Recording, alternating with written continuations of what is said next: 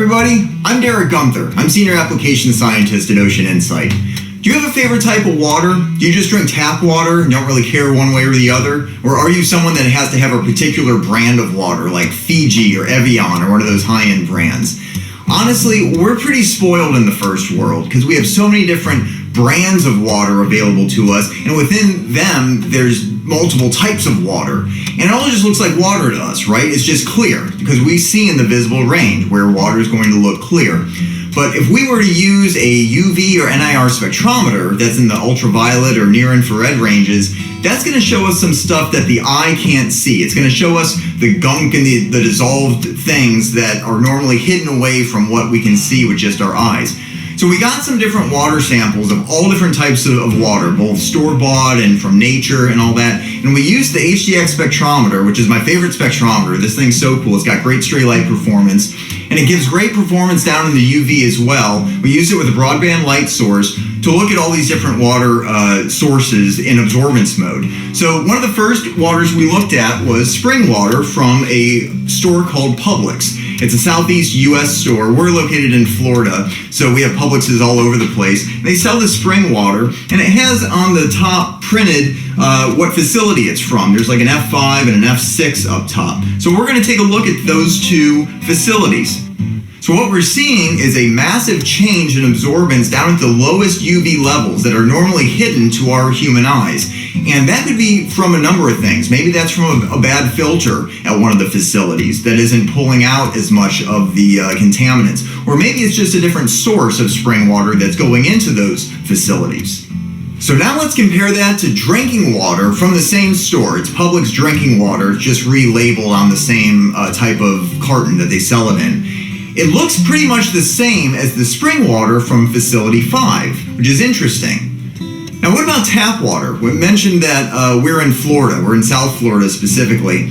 And it's actually cleaner than the drinking water down in the UV, in the lowest UV peak. It actually shows less absorbance there, but it has more absorbance and more dissolved stuff at some of the upper wavelengths as you approach 300 nanometers and such. And this isn't totally surprising. You would expect this from a number of influencers. One would be municipalities are going to add things like fluoride for your teeth to prevent tooth decay, which is good to not have your teeth fall out of your head.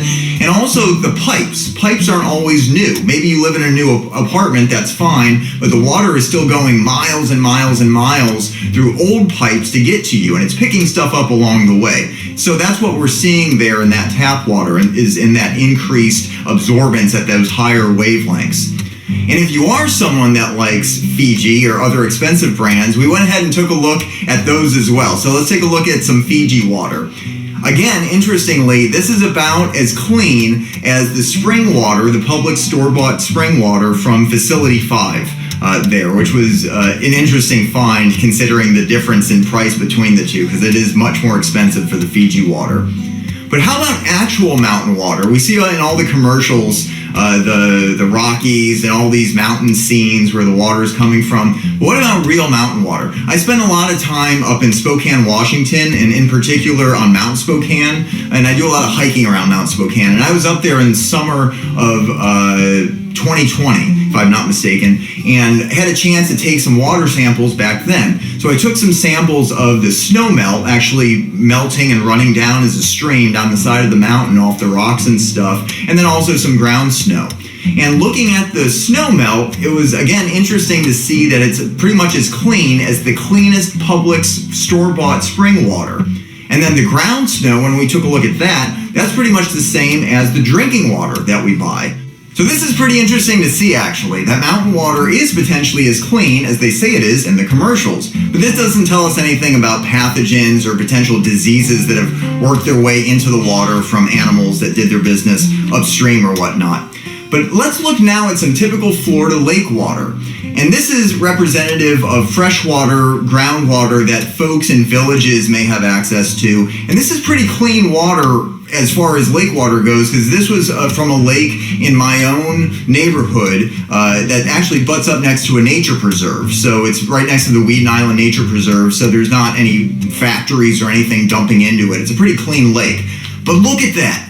This is a whole nother level. It's off the charts compared to everything else we've looked at so far. And this is the quality that 1 in 5 people on this earth have access to drink and make their food. So we nitpick about minor differences in our water from mostly benign contaminants, things like the fluoride that we mentioned that actually are meant to help our teeth, to give us better dental health. Whereas over 1 billion people on this earth are stuck with terrible water quality. And this terrible water quality both worsens the quality of their life and shortens the ultimate span of that life. So they have a shorter lifetime than we do on average, and that shorter lifetime is a worse quality because of the poor quality of water that's continually being fed into their bodies and their own biochemistry. But Halma and WaterAid have teamed up to help the underserved parts of India gain access to clean water, the water that we have access to normally. So you've had a chance to learn some pretty useful information here today on the clean water that you and I have access to in our first world societies. And all we ask in return is to please visit the link below and consider helping those who may go their entire life never having access to the clean water that we are so fortunate to have. Thanks so much.